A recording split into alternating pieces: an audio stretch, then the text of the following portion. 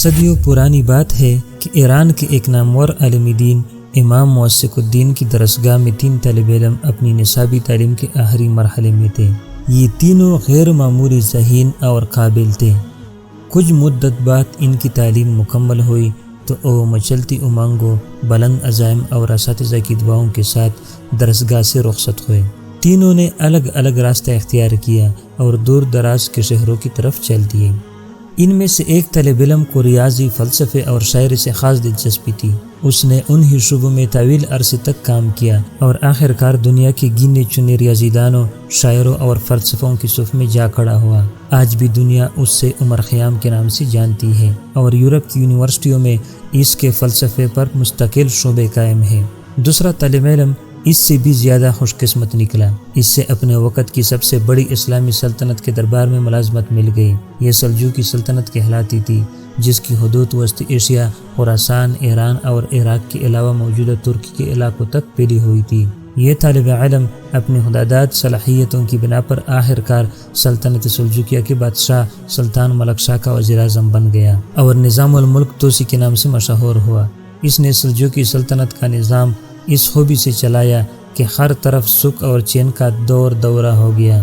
علم و ادب کی بہار آ گئی، لوگ اس سے دعائیں دینے لگے۔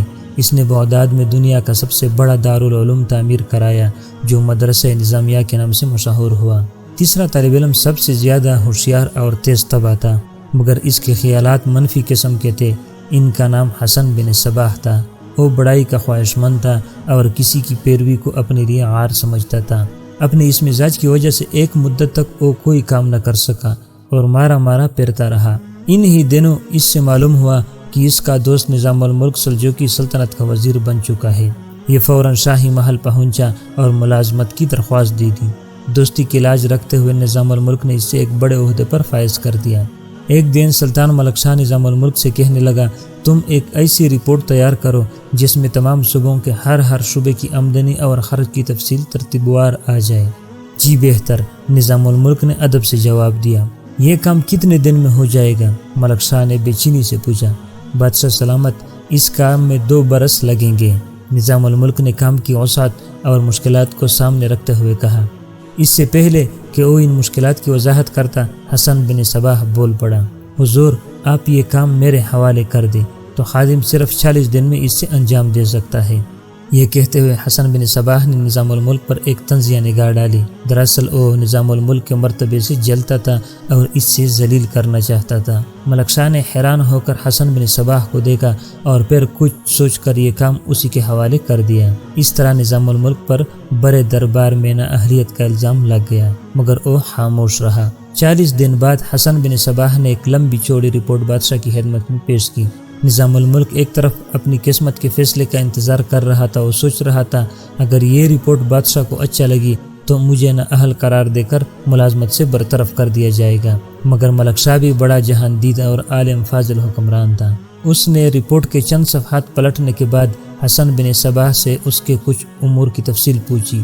حسن بن صباح کے چہرے پر ہوائیاں اڑنے لگی۔ وہ کوئی اطمینان بخش جواب نہ دے سکا۔ اس کا مطلب یہ تھا کہ رپورٹ درست اور حقائق پر مبنی نہ تھی۔ یہ منظر دیکھ کر نظام الملک نے عرض کیا، بادشاہ سلامت، انہی مشکلات کے پیش نظر میں نے 2 سال کا وقت مانگا تھا تاکہ ہر چیز کی اچھی طرح تحقیق کی جا سکے۔ بادشاہ نے اسی وقت حسن بن صباح کو دربار سے نکال دیا اور نظام الملک کا مرتبہ مزید بڑھ گیا۔ حسن بن صباح نے نظام الملک اور سلجوقی سلطنت کی دشمنی دل میں رکھ لی۔ اب وہ خود ایک مضبوط قوت بن کر انہیں ختم کرنا چاہتا تھا۔ انہی دنوں اس سے ایک باطل فرقہ اسماعیلیہ کے افراد سے رابطے کا موقع مل گیا اور یہ اس فرقے میں شامل ہو گیا۔ رفتہ رفتہ یہ اس فرقے کا مذہبی پیشوا بن گیا۔ اب اس نے شمالی ایران کے بلند و بالا کوہستان میں الموت نامی ایک قلعے کو اپنا مرکز بنا لیا۔ یہاں اس نے اسماعیلی فرقے کے عقائد میں کچھ تبدیلیاں کر کے باطنیہ کے نام سے ایک نیا فرقہ بنایا۔ قلعہ الموت دشوار گزار پہاڑوں کے درمیان ایک نہایت بلند چوٹی پر واقع تھا، اس لیے کسی فوج کا اس پر قبضہ کرنا بہت مشکل تھا۔ حسن بن صباح نے اس محفوظ ترین جگہ پر ایک عجیب پروگرام ترتیب دیا تاکہ اپنے پیروکاروں کو مکمل طور پر اپنی مٹی میں رکھ سکے۔ اس نے اونچی دیواروں میں گرا ہوا ایک نہایت خوبصورت باغ بنوایا۔ اس باغ میں داخل ہوتے ہی ہر طرف وسیع سبززار، طرح طرح کے درخت، رنگا رنگ پھول اور ٹھنڈے میٹھے پانی کے چشمے دکھائی دیتے تھے۔ اس کے نہایت خوبصورت محلات انسان کو حیران کر دیتے تھے۔ یہاں سینکڑوں قسم کے پرندوں کی چہکار گونجا کرتی تھی اور خدمتگار باندیاں ناچ گانے، موسیقی اور شراب کے ساتھ لوگوں کا دل بہلانے کے لیے موجود رہتی تھی۔ حسن بن صباح نے اس جگہ کو جنت کا نام دیا تھا۔ اس سے جن لوگوں سے کوئی اہم کام لینا ہوتا تھا انہیں کچھ پلا کر بے ہوش کر دیا جاتا اور پھر اس نقلی جنت ملا کر کچھ دن خوب عیش و عشرت میں رکھا جاتا۔ کچھ دنوں بعد انہیں بے ہوش کر کے دوبارہ حسن بن صباح کے سامنے پیش کیا جاتا۔ وہ ان سے کہتا، اگر جنت میں دوبارہ جانا چاہتے ہو تو ہمارے حکم پر جان فدا کرنے کے لیے تیار رہو۔ ایسے لوگ واقعی اس نقلی جنت کو اصل سمجھ کر حسن کے حکم پر جان قربان کرنے کے لیے تیار ہو جاتے۔ ان لوگوں کو فدائی کہا جاتا۔ حسن بن صباح نے ان فدائیوں کے ذریعے عالم اسلام کی بڑی قیمتی شخصیات اور اپنے بہت سے مخالفین کو موت کے گھاٹ اتارا۔ ان کی کارستانیوں سے پورے عالم اسلام کے حکمران، امراء، علماء اور نامور شخصیات کا جینا دوبر ہو گیا۔ ملک شاہ بھی حسن بن صباح کی سیاکاریوں سے تنگ آ چکا تھا۔ اس نے نظام الملک توسی کو ایک لشکر دے کر حسن بن صباح کی سرکوبی کے لیے الموت کی طرف روانہ کیا۔ حسن بن صباح نے یہ اطلاع پا کر ایک فدائی کو نظام الملک کو شہید کرنے کا کام سونپ دیا۔ یہ رمضان کا مہینہ تھا، لشکر ایک جگہ رکا ہوا تھا اور مغرب کا وقت ہو چکا تھا۔ نظام الملک افطار سے فارغ ہو کر اپنے خیمے کی طرف بڑھ رہا تھا کہ یہ فدائی فقیر کسی صورت بنا کر سامنے آ گیا۔ نظام الملک نے اس سے فریادی اور مصیبت زدہ سمجھ کر قریب بلا لیا۔ فدائی آگے بڑھا اور پلک جھپکتے ہی ایک تیز دار خنجر نظام الملک کے سینے میں گھونپ دیا۔ وار اتنا کاری تھا کہ نظام الملک نے وہی دم توڑ دیا۔ نظام الملک کے قتل کے بعد حسن بن صباح نے عالم اسلام کی اور کئی نامور شخصیتوں کو اس طرح قتل کرایا۔ 518 ہجری 1124 عیسوی میں حسن بن صباح مر گیا، مگر اس کے جانشینوں نے اس کا کام جاری رکھا۔ الموت قلعے پر کئی حکمرانوں نے فوج کشی کا منصوبہ بنایا، مگر کوئی اس قلعے کو فتح نہ کر سکا۔ سلطان شہاب الدین غوری جیسے نامور مسلم سلاطین حسن بن صباح کے فدائیوں کے ہاتھوں قتل ہوئے۔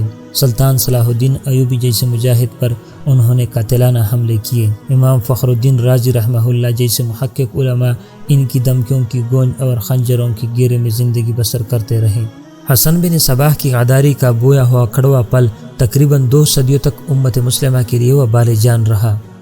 آخرکار 656 ہجری میں جب ہلاکو خان نے عراق پر حملہ کیا تو اس دوران اس کا گزر قلعہ الموت سے ہوا۔ اس کے حکم پر تاتاریوں نے اس قلعے پر قبضہ کر لیا اور اس کے تمام افراد کو قتل کر کے باطنیوں کے اس مرکز کا خاتمہ کر دیا۔ اس طرح غداروں کی یہ کیپ ایک کافر حکمران کے ہاتھوں اپنے انجام کو پہنچی۔